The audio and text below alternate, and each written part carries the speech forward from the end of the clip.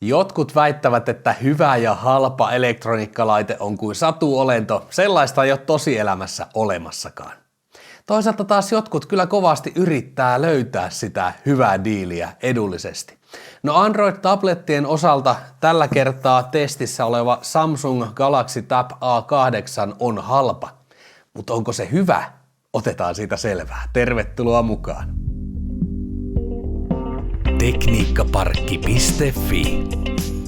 Tässä loppuvuoden ostosmylläkän keskellä mulle heitettiin haaste, että mikä olisi käyttökelpoinen, mutta halpa Android-tabletti-tietokone. Ja mun huomio kiinnittyy tähän Samsung Galaxy Tab A8 malliin ihan vaan sen takia, että Samsung nyt tietysti on varsin tunnettu peluri täällä tablettitietokoneiden markkinoilla, mutta sen lisäksi kovimmissa tarjouksissa tätä laitetta sai Wi-Fi-versiona noin 130 hintaa ja mobiilidatayhteyksillä varustettuna versiona taas noin 180 euron tietämiin, jotka kuulostaa kuitenkin tablettilaitteeksi melko edullisilta. Mutta toisaalta tämä on malliston pahnanpohjimmainen laite käytännössä tällä hetkellä, eli tämän halvempaa ei Samsungilta löydy, ja usein halvoilla laitteilla on hiukan ollut tietysti taipumuksena oikoa mutkia ikävistä kohdista. Mutta lähdetäänpä unboxaamaan tätä laitetta ja tutkitaan siinä samalla, että onko tässä säästetty vääristä paikoista vai olisiko tässä jopa käyttökelpoinen laite sellaisen kevyeen tablettitietokoneen käyttöön. Galaxy Tab A8 pakkaus on ainakin varsin hillitty. Tässä ei hirveästi mitään kirkuvia huomioita tästä löydy, mutta asia kuitenkin käy ilmi. Sitten ei muuta kuin sinettejä auki.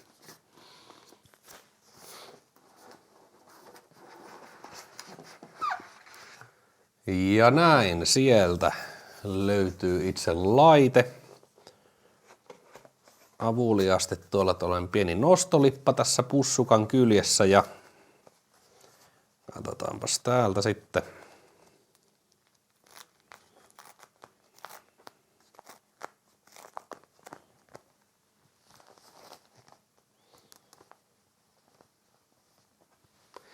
Siinäpä se.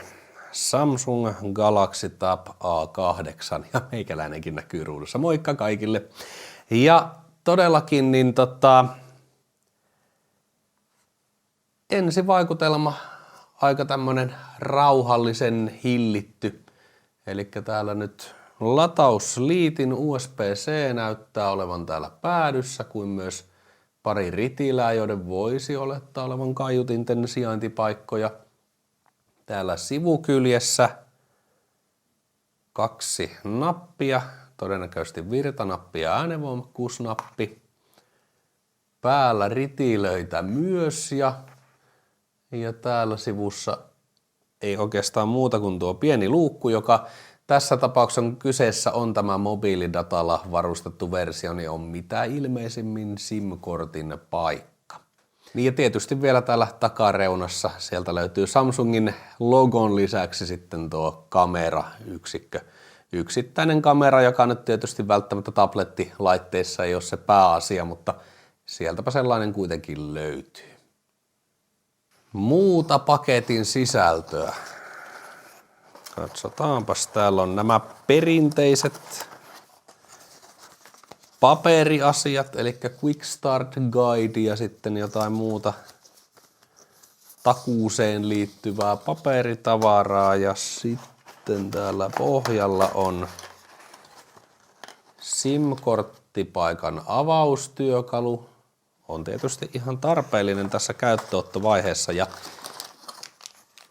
positiivisena yllätyksenä myös laturi löytyy näköjään pakkauksesta valmiina. Tämähän on sellainen asia, jota silloin tällöin jo mobiililaitteista jätetään paketeista pois ja oletetaan, että käyttäjällä itsellään on jo ennestään laturi valmiina, mutta tässäpä sellaisen nyt sitten näköjään saa mukana. Eli USB-C-liitäntä tuolla laitteen päässä ja sitten taas USB-A-liitin tässä laturin puolella. Näyttää hyvin perinteiseltä Samsungin virtalähteeltä. Siinäpä se sitten olikin muuta. Täällä ei ole muuta kuin julmetusti pahvia taiteltuna. Taidettahan se on tietysti tämäkin.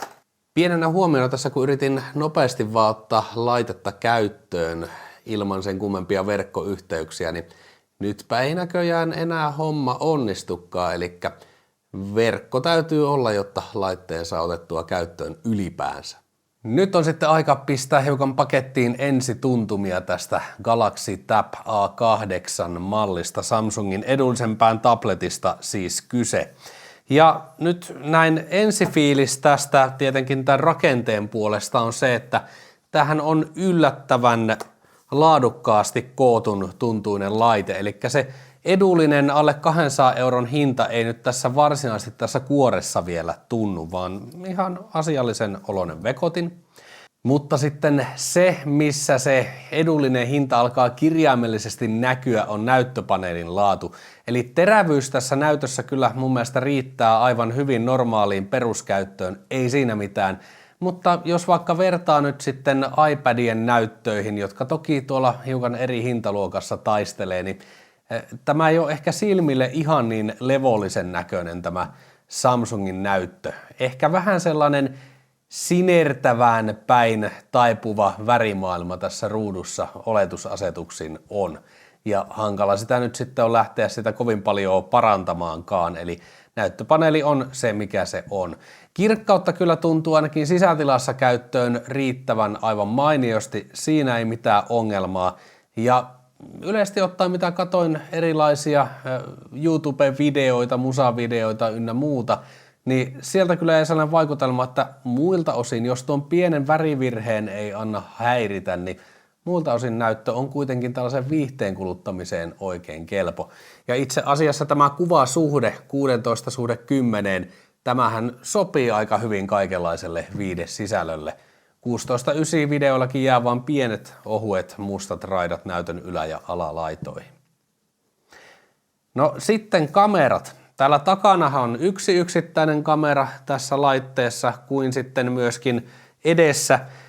Etupuolella kamera on sijoitettu tähän pitkälle sivulle. Tavallaan niin kuin jos pidät laitetta vaakasuunnassa videopuheluaikana, niin silloin kamera osuu näytön yläpuolelle. Tämä on se sama sijoittelu, johon iPadissa lähdettiin tuossa viimeisimmän sukupolven perusmallissa. Ja no tietenkin näissä videopuhelutilanteissa se voi olla jopa ihan järkevä sijoittelu näin päin, vaikka se on totuttu yleensä näkemään täällä lyhyen sivun ylälaidassa.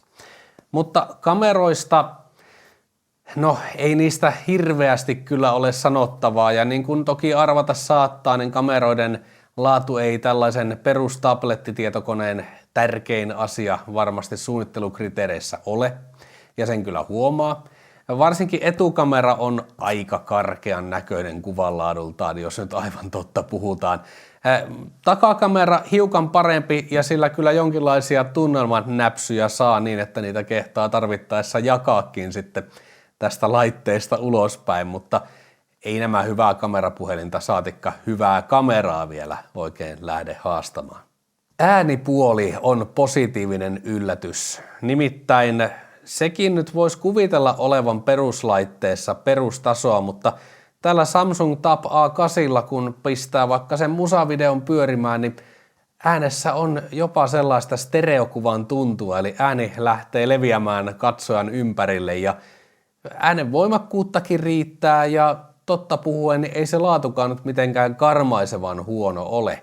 Täytyy muistaa, että kyse on tabletin sisäänrakennetuista kaiuttimista, joten ei tältä bassoa paljoa toistu, mutta se mikä tältä tulee, niin se on aivan kelvollista ja kuunneltavaa, joten äänipuolella mun mielestä tämä Tab A8 taistelee hintaluokkansa parhaimmistotasolla.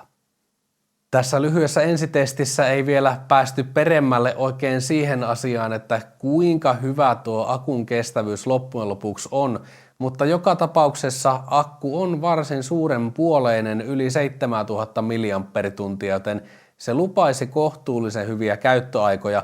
Sitten taas vastaavasti tuo latausaika tahtoo olla vähän pitkän puoleinen, kun Samsung ei ole lähtenyt tämän laitteen kanssa revittelemään markkinoiden nopeimpien pikalataustekniikoiden tasoisesti.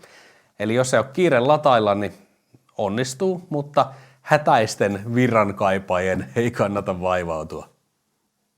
Mitä tästä Samsung Galaxy Tab A8 tablettilaitteesta nyt sitten oikein jäi käteen tämän tutustumisen jälkeen, niin mä sanoisin näin, että kun kyseessä on hinnat alkaen malli, niin itse asiassa mä oon ihan hyvillä fiiliksillä siitä, minkä laatuisesta vekottimesta on kyse.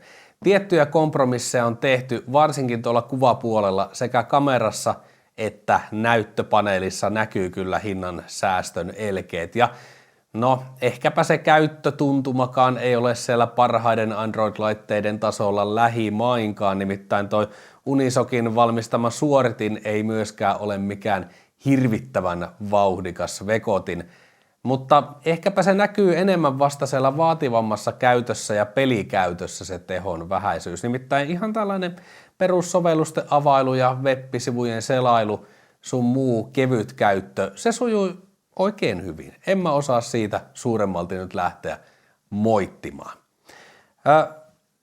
Hintaluokka huomioiden, mun mielestä tää on ihan ryhdikäs esitys, eli tuskin noin 130–180 euro hintaluokkaan kovin paljon parempaa Android-tablettia löytyy. Siinäpä päällimmäiset tuntemukset tästä Samsungin edullisemman hintaluokan Galaxy Tab A8 tabletista. Oikein paljon kiitoksia, kun viihdyit tämän Tekniikkaparkin videon seurassa, ja jos kiinnostaa, että minkälaisia seikkailuja täällä sitten tulevaisuudessa on tiedossa, niin ei muuta kuin pistäpä kanava seurantaan ja tilaukseen. Nyt moi moi!